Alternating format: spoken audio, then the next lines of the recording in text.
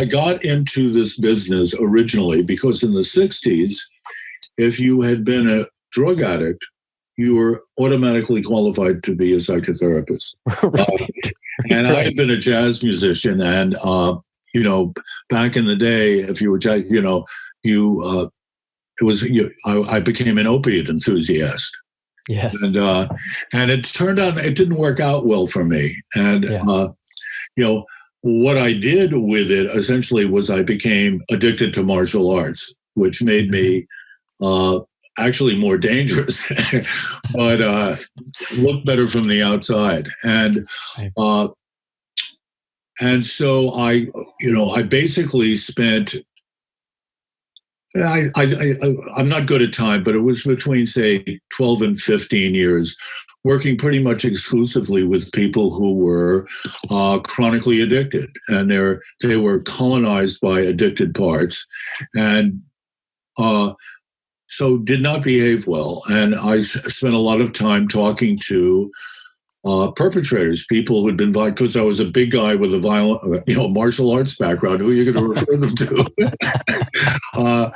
And I talked to a lot of people who had sexually abused their kids and beaten their partners, and found that confronting these people and getting in arguments with them was really unproductive and no fun. And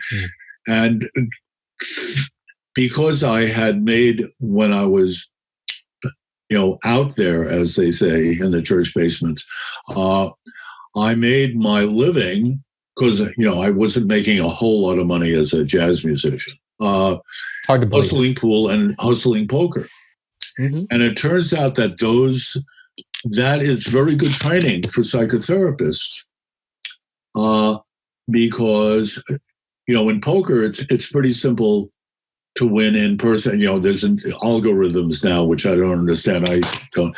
But in those days, I said, how do you win at poker? You see what people do, and you bet they'll keep doing it. And hustling pool involved convincing people to continue doing something that was clearly not in their best interest. And so it was an easy transformation to strategic psychotherapy. And Jay Haley's book, Strategies of Psychotherapy, changed my life and made me think of myself not so much as a two-bit hustler, which I was, but as a strategic psychotherapist. And I began to take myself much more seriously. And also Jay Haley was a bridge to Milton Erickson because he was Erickson's Boswell. And so then that led me to my study of hypnosis.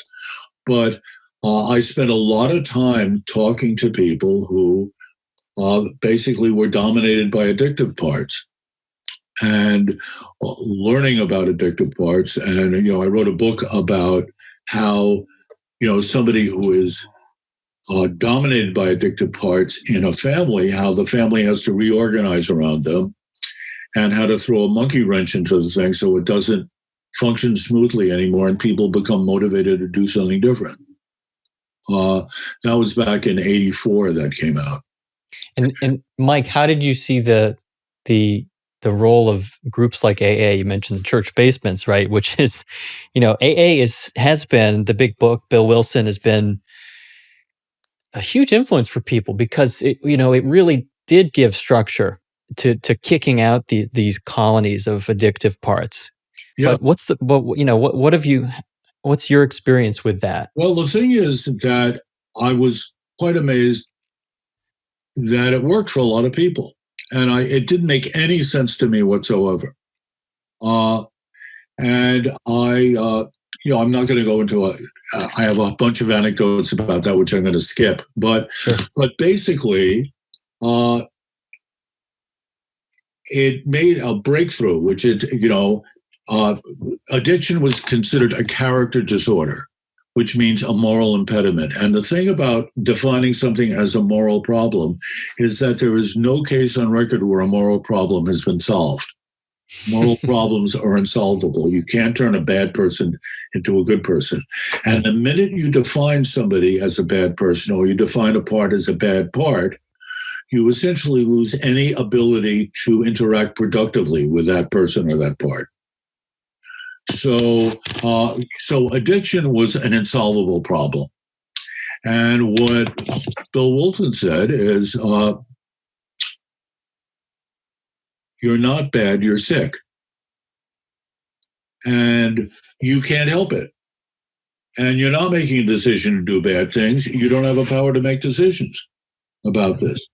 And recognizing that and asking your managers, he didn't use the term, to essentially surrender and say, okay, I don't know how to do this.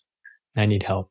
I need help, which, I have a whole thing about addiction being best understood as a religion rather than as a disease. But I need help, and asking a higher power, we call it self, but they call it higher power, to heal us, to find a way to take this off us. And for a lot of people, it's a very difficult program for somebody with an addictive thought process to use. But if they can, it works.